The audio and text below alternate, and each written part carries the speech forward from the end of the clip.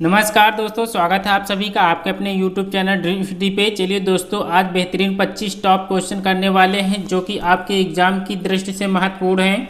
पहला प्रश्न आपके स्क्रीन पर दिया गया है, देशभक्त किस तत्पुरुष समास का उदाहरण है। देशभक्त किस तत्पुरुष समास का उदाहरण है। नीचे दिए गए ऑप्शन में से सही जवाब करना है। तो संबंध तत्पुरुष इसका बिल्कुल सही जवाब होगा।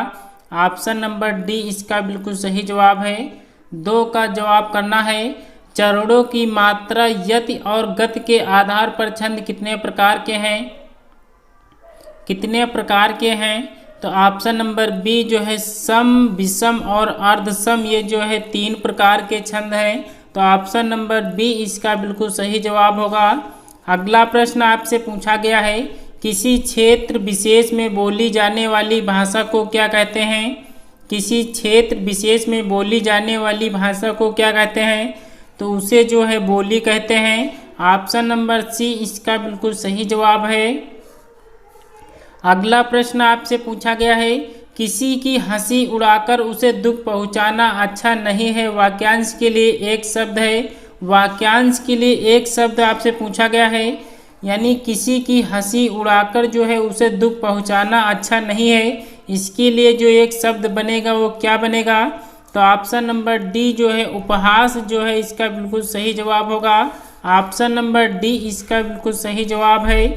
अगला प्रश्न आपसे पूछा गया है, मुझे विश्वास है कि आप अवश्य आएंगे, यह किस प्रकार का वाक्य है।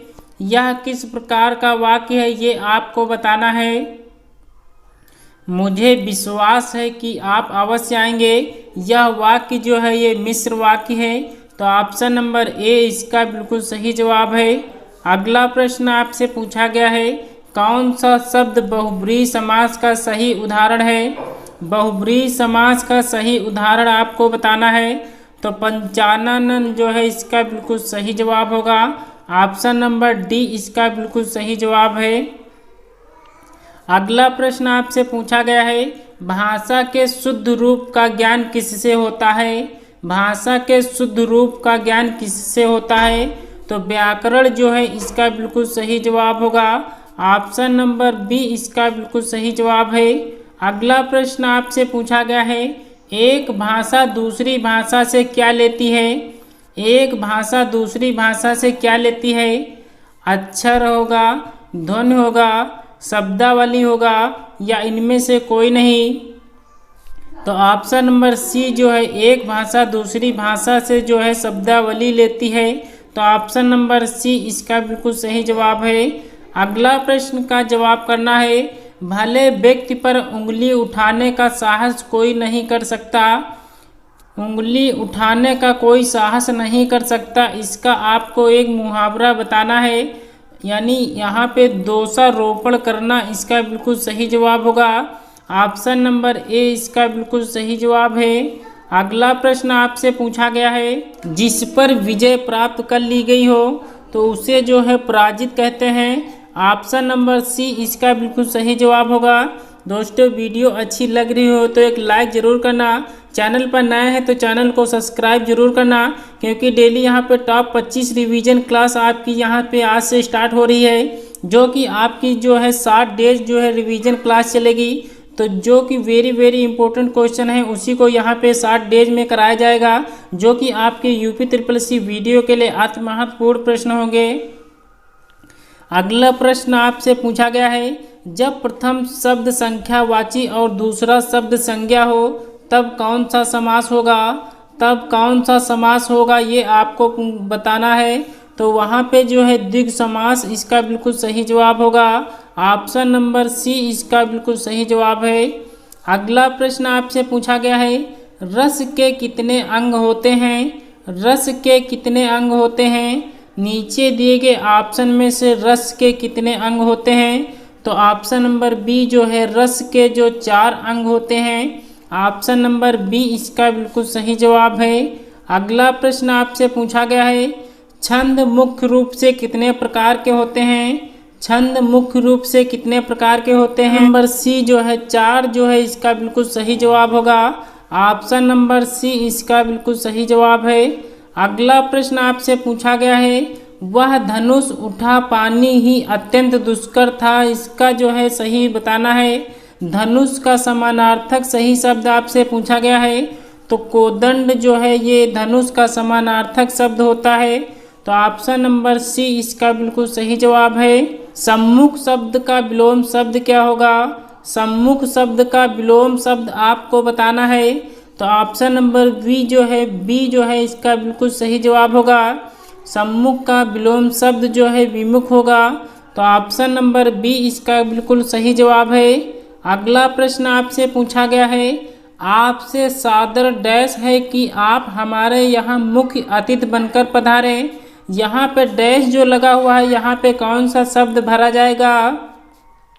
कौन सा शब्द भरा जाएगा? ऑप्शन नंबर ए अनुग्रह दिया है, ऑप्शन नंबर बी अनुरोध, ऑप्शन नंबर सी विनय, ऑप्शन नंबर डी अभिलाषा। तो कौन सा इसका सही जवाब होगा? तो ऑप्शन नंबर बी जो है यहाँ पे अनुरोध भरा जाएगा। ऑप्शन नंबर बी इसका बिल्कुल सही जवाब है। अगला प्रश्न आपसे पूछा गया है, ऐसा पुष्प जो अभी विकसित नहीं हुआ है उसके लिए एक शब्द क्या होगा? तो ऑप्शन नंबर सी जो है मुकुल जो है इसका बिल्कुल सही जवाब होगा। ऑप्शन नंबर सी इसका बिल्कुल सही जवाब है। अगला प्रश्न आपसे पूछा गया है, उच्छष्ट में कौन सी संधि प्रयोग की गई है? कौन सी संधि प्रयोग की गई है ये आपको बताना है। तो ऑप्शन नंबर बी जो है व्यंजन संधि इसका बिल्कुल सही जवाब होगा। ऑप्शन नंबर बी इसका बिल्कुल सही जवाब है। अगला प्रश्न का जवाब करना है, विशेषण और विशेष के योग से कौन सा समास बनता है? कौन सा समास बनता है ये आपको बताना है। तो यहाँ पे जो है ऑप्शन नंबर सी इसका बिल्कुल सही जवाब होगा। विशेषण और विशेष के योग से जो समास बनता है वो कर्मधारय समास बनता है। तो ऑप्शन सी इसका बिल्कुल सही जवाब है। अगला प्रश्न आपसे पूछा गया है, बैताल पचीसी किसकी रचना है? बैताल पचीसी किसकी रचना है ये आपको बताना है। तो ऑप्शन नंबर डी जो है सुरित मिश्र जो है इसका बिल्कुल सही जवाब होगा। ऑप्शन डी इसका बिल्कुल करेक्ट आंसर है।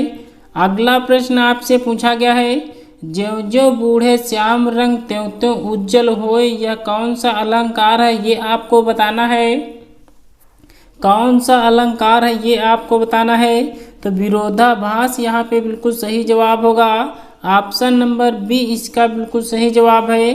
अगला प्रश्न आपसे पूछा गया है, वह शब्द चुनिए जो समानार्थी नहीं है।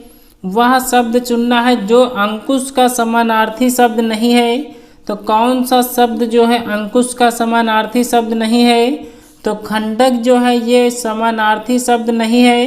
तो ऑप्शन नंबर सी इसका बिल्कुल सही जवाब होगा।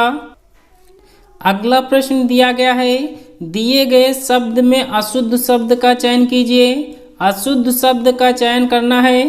तो यहाँ पे ऑप्शन नंबर सी जो है निरामिष जो है ये अशुद्ध रूप से लिया गया है। तो ऑप्शन नंबर सी इसका बिल्कुल सही जवाब होगा। यहाँ पे निरामिष जो है इस प्रकार लिखा जाएगा। तो ऑप्शन नंबर सी इसका बिल्कुल सही जवाब दिया गया है। इस प्रकार से निरामिष शुद्ध रूप से लिखा जाएगा। तो विद्यालय, प्रतिनिधि, प्रदान ये तीनों जो है शुद्ध रूप से लिखा गया है। तो ऑप्शन नंबर सी इसका बिल्कुल सही जवाब होगा।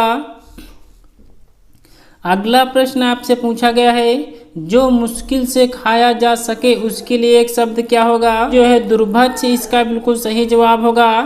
ऑप्शन नंबर डी इसका बिल्कुल सही जवाब है। अगला प्रश्न आपसे पूछा गया है, महोदय का सही संधि विच्छेद है। महोदय का सही संधि विच्छेद आपको बताना है। तो ऑप्शन नंबर डी जो है महाधन उदय इसका सही संधि विच्छेद होगा। ऑप्शन नंबर डी इसका बिल्कुल सही जवाब होगा। दोस्तों आज की क्लास कैसी लगी कमेंट्स बॉक्स में ज़रूर बताना। चैनल पर नए हैं तो चैनल को सब्सक्राइब कर बेल आइकन को प्रेस करना ना भूलें, क्योंकि डेली यहाँ पे टॉप 25 क्वेश्चन कराए जाते हैं जो कि आपकी यूपी SSC वीडियो के लिए अति महत्वपूर्ण क्लासें हैं। तो चलिए दोस्तों आज की क्लास को यहीं तक रखते हैं।